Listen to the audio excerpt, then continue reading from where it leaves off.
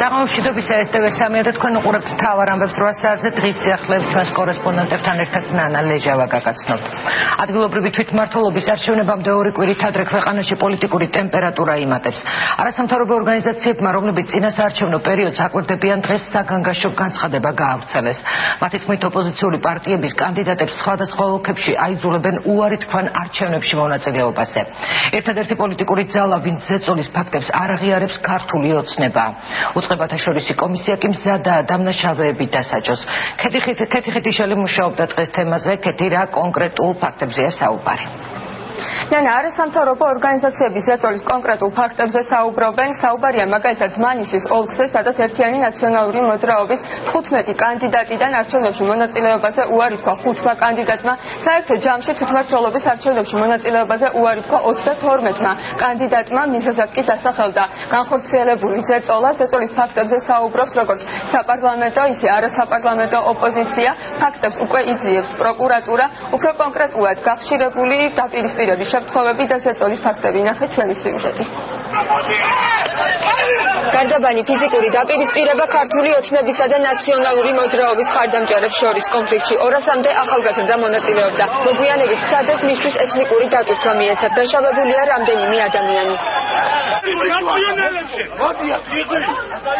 ეს რუსთავია ინციდენტის მიზეზი აქაც პოლიტიკური აზრთა სხვადასხვაობა გახდა. მართველი გუნდის მხარდამჭერები ნაციონალური მოძრაობის ოფისთან ქალაქის საკრებულოს თავმჯდომარის გადაწყვეტილებას აპროტესტებენ. ვითარება სამართალ დამცველების ჩარევის შემდეგ განიმუხტა.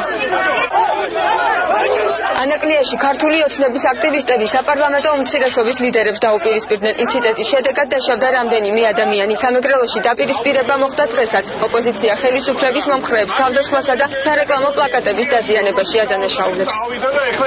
სახეზეა დანაშაულის ნიშნები, მასშტაბი შემაშფოთებელია. ასეთია არასამთავრობო ორგანიზაციების დასკვნა, რომლებიც ქვეყანაში წინა საარჩევნო გარემოს აკვირდებიან. წალკა, მარნეული, თეთრი წყარო, სამცხე ჯავახეთი, მცხეთა მთიანეთი, კახეთი, რაჭა ლეჩხუმი. კანდიდატებზე ზეწოლის ფაქტები 10 საარჩევნო ოლქში დაფიქსირდა. ერთ-ერთი კონკრეტული მაგალითი დმანისის ოლქია, სადაც ნაციონალური მოძრაობის 15 კანდიდატიდან 5-მა არჩევნებში მონაწილეობაზე უარი თქვა. მიზეზად ზეწოლა დასახელდა. არასამთავრობო ორგანიზაციები ხელისუფლების უმოქმედობაზე საუბრობენ და სამართალ დამცველებს რეაგირებისკენ მოუწოდებენ.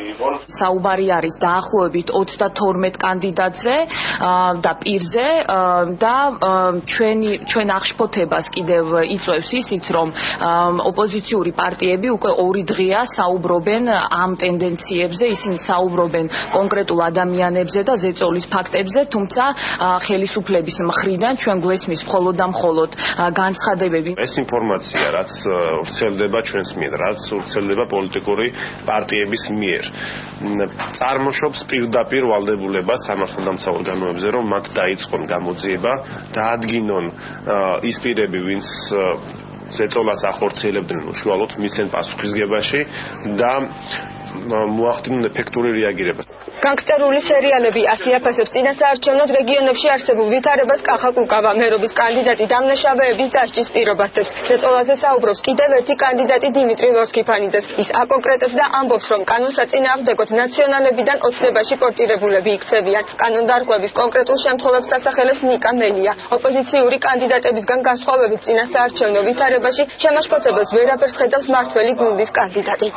აბსოლუტურად დემოკრატიულ ჩარჩოებში ჯდება ის საქმიანობა, რასაც ჩვენ ვახორციელებთ და როგორც წინა არჩევნები ჩავატარეთ დემოკრატიული წესების და ფორმების დაცვით, ასევე ვაპირებთ, რომ ადგილობრივი თვითმმართველობის არჩევნებიც ჩავატაროთ. ათეულობით ადამიანმა უცბად რამდენიმე დღის განმავლობაში გადაწყვიტა ერთად, რომ მოხსნათ თავისი კანდიდატურა, მაშინ როდესაც ისინი საარჩევნო კამპანიაში ძალიან აქტიურად იყვნენ უკვე ჩართულები. რა თქმა უნდა, ეს უდიდესი ზეწოლის ქვეშ ხდება. 8 ადამიანი იქნა ჩახსნილი სიიდან დმანისის რაიონში და შეუძლებელია, რომ 8 ადამიანს ერთდროულად დაეწერა განცხადება მაშინ, როდესაც ეს ყველაფერი განპირობებული იყო ზეწოლის ქვეშ. იმ ადამიანებმა, რომლებსაც თავიანთი თავი პატარა დონკორლიანები გონიათ, მოუწევთ ძალიან მარე ციხის საკანში გადრილება.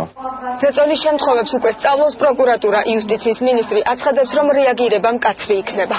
თუ გამოვლინდება რომელიმე ამ შემთხვევაში რომ ვინმეზე იყოს ზეწოლა, ვინმეს მხრიდან, ვინც არ უნდა იყოს ზეწოლის ავტორი, რა თქმა უნდა, რეაგირება იქნება მკაცრი ჯერჯერობით ფაქტების დადგენის პროცესში. თვითმმართველობის არჩევნებამდე 16 დღე რჩება. ადგილობრივ არასამთავრობო ორგანიზაციებთან ერთად წინასაარჩევნო ვითარებას საერთაშორისო სადამკვირვებლო მისიებიც ეცნობიან. კანონდარღვევის ფაქტებს სწავლობს უწყებათა შორისი და ცენტრალური საარჩევნო კომისიაც. ინტენსიურად მიმდინარეობს კონსულტაციები პოლიტიკურ ძალებსა და არასამთავრობო ორგანიზაციებს შორის. ერთ-ერთი ასეთი შეხვედრა გაიმართა დღეს. არასაპარლამენტო ოპოზიციის წარმომადგენლებმა ინფორმაცია მიაწოდათ არასამთავრობო ორგანიზაციებს, მათი შენიშვნები ძირითადად შეეხებოდა საკანონმდებლო ხარვეზებს და რეგიონში დაფიქსირებულ ზეწოლის ფაქტებს. შეგვიძლია მოусმინოთ განცხადებები.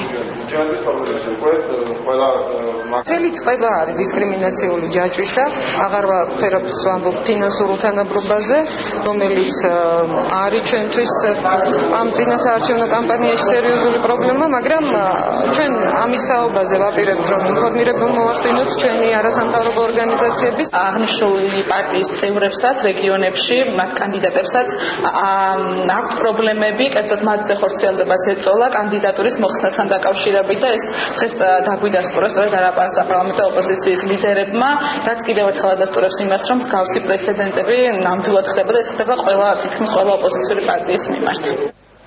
თვითმმართველობის არჩევნებამდე 2 კვირა რჩება. პოლიტიკური ვითარება მწვავდება. არასამთავრობო ორგანიზაციები ხელისუფლებას ადეკვატური რეაგირებისკენ მოუწოდებენ. მადლობა ქეთი ხიდიშელი საუბრობდა.